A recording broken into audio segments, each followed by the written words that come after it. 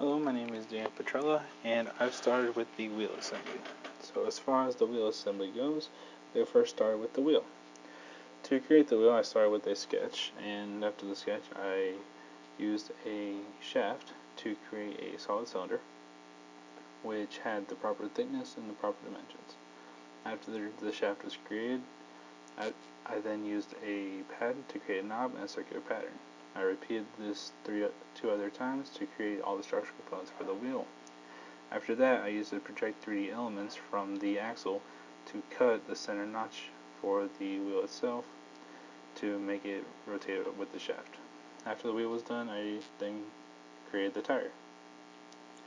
For the tire, I used the same processes. I started with a sketch and a shaft to create one solid cylinder. After the cylinder was created, I created a profile on one edge, created a guideline, and a slot. After the slot was created, I then used a circular pattern, 2 edge fillets to finish the tire. After that was created, I assembled everything, and the wheel assembly was finished. My next part was a USB assembly. So with the USB assembly, I had to create external and internal. I started with the external. With the external, I started as one rectangular prism. From there, I then created a series of planes and pads to create the ellipse on the outside where the USB would be plugged into to the right dimensions. After that, I created the 2 holes in the back that I would use for structural support for the interior. To plug it into the board, I needed 2 fins. To do that, I padded one, used a mirror for the other side, and I created a cut to make the angle. I then added filleted to show that it is bent metal. After the exterior was completed, I then started the interior. The interior, I used project 3D elements to make the general shape of the interior. After that was done, I padded out the piece that plugs into your USB. I created a series of lines. Using those lines, I was able to connect them and create 3 surfaces. After the 3 surfaces were created, I was able to then add thickness and use a rectangular pattern. I was then able to finish the interior, and that was the USB drive. My last part was the main assembly. The main assembly was difficult because it had a high number of parts and a high number of pins. However, thanks to my teammates, they were able to create several sub-assemblies to make the overall assembly that much easier and faster to put together. The hardest part was making sure that everything was properly constrained and that there were no errors, so that when updated, like it is doing now, all parts would go back in their original positions fully constrained and properly assembled. Once assembled, you can see everything is in its correct spot. All the screws and nuts are properly placed. Everything is properly aligned in their rightful locations.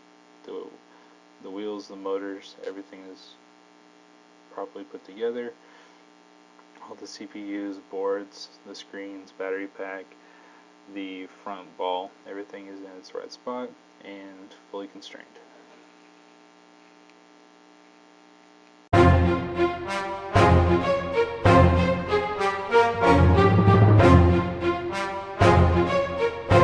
Well, hello everybody. So I'm going to talk to you about the motor assembly that I put together.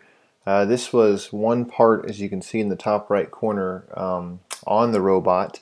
However, as I got into it and started to disassemble it, I realized there's a lot more parts. I think there's about 15 parts. Some of the more challenging parts here were doing the kinematics themselves, as you can see on the screen as they're moving through there. All the gear teeth and everything moving as one. So if you see here, I have removed the gearbox so that you can see the actual moving gears, and then you can see that the teeth fit together quite well, which was a neat thing to learn how to do. So I think the most challenging thing for this assembly was to do the gear train itself and the kinematics. It's pretty easy to use just your assembly mode and constrain all this stuff together. But when you're doing the kinematics, you have to use revolute joints for each of the gears, and each gear contains 2 revolute joints. So what I found out is that when you make the revolute joints and assemble everything, you are missing one revolute joint per gear constraint you're trying to put in. Basically what that means is that for the first gear in the gear train, you can use just one revolute joint. For the second gear, you'll use a revolute joint. You use a gear joint to constrain those two together. But then when you move to the third gear, you have to make a revolute joint for the third gear and an additional revolute joint for the second gear. And you have to continue to do that till you get to the nth gear in your gear train. And if you don't do that, then you'll have an nth degree of freedom left in your kinematics, and you won't be able to simulate. So it took me a little bit to figure out that principle and then to apply that into the model. Moving on to the LCD screen, this was a fun part to model. You can see in the top right corner the image of both the top view and then the bottom view of the part. And this part was fun to model, not necessarily because of its elaborate complexity, but because it had a few different features. It had stuff both on top and bottom. The battery case in the bottom there was fun to model, and it was neat to go through that that piece. And then the top, the LCD screen itself. When we zoom in, you can kind of see it has a border that has little tabs on it, holds the screen, it's got the ribbon cable. So it wasn't overly complex, but it was a lot of fun to model, and then to see it turn out as close as it is to the real model was fun. But the reason I bring this part up isn't to tell you that it was fun to model and not complex. It was because of what I learned during this piece. And it wasn't so much in this piece, it was in the sub-assembly portion. So one thing I learned in this is you see all these header pins that are connected to the back end here. The way we designed these header pins was to be repeatable, and we did that in hopes of just making a pattern in the part design workbench. But as we got into the assembly workbench, we realized you can use a rectangular pattern repeating tool, which allows you to just put one header pin into the assembly. So you just import one file and then use the constraints for that one piece. In this case, there was just two constraints, one coincidence and one contact constraint.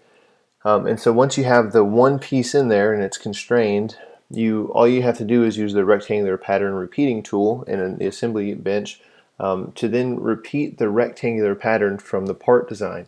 And when you use that tool, it automatically imports the remainder of the header pins that you need and constrains them to where they have to be.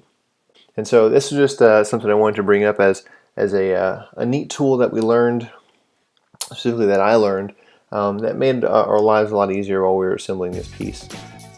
So those are my two parts that I chose to share with you. I hope you learned something through that and that you enjoyed this short presentation. Thank you.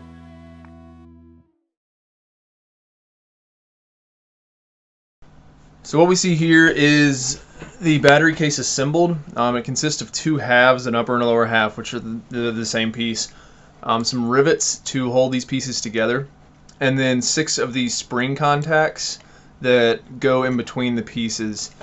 The assembly itself, not terrible, not a whole lot of parts, but the actual spring contact and the battery case halves were without a doubt the most difficult parts I modeled for this project.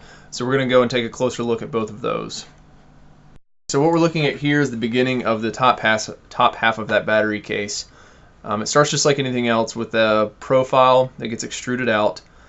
The next step was to add this center slot for the battery that goes in the middle. It's cut out from the center plane with a mirrored extent because it doesn't go through the full part. Up next, this was a little bit challenging, were these side slots. So again, it's cut out from that center with a mirrored extent because again it doesn't go all the way through the part, so I needed to be able to stop it. But what was difficult about this one, if you look at this radius right here, so it's a changing radius. That's not a constant radius there, and it actually brings this edge here, which we'll look at in a little bit more detail here in a second, to 0 thickness. And getting that modeled accurately and dimensioned to look like the real part was definitely a bit of a challenge. So with those in place, The next thing up was to cut out just these little pieces in the walls here. Again, starting from a middle plane, a simple profile, just cut with a mirrored extent outward.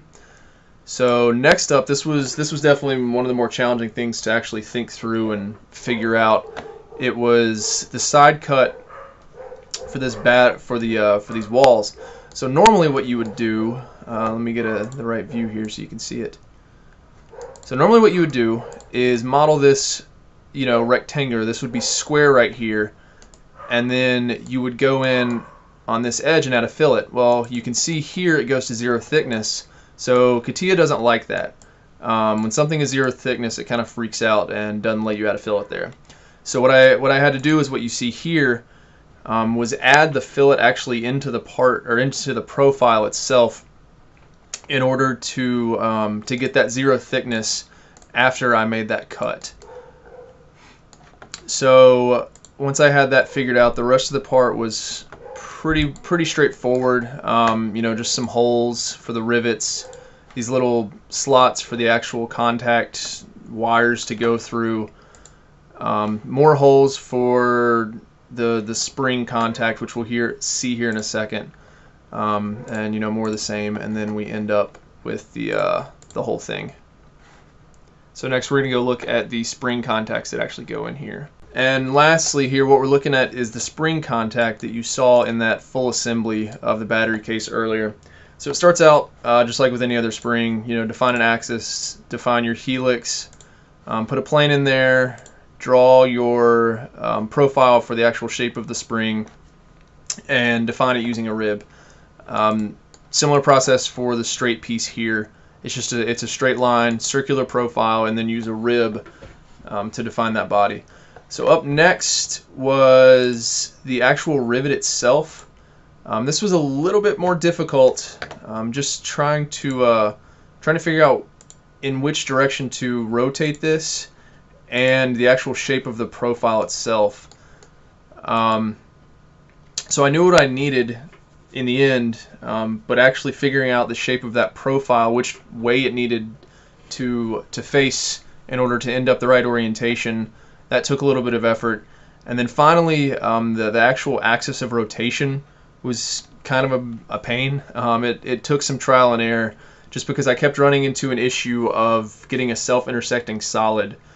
So it took a few tries of rotating about different axes, putting this sketch in different planes, to end up with this final rivet attached to the spring that you see here.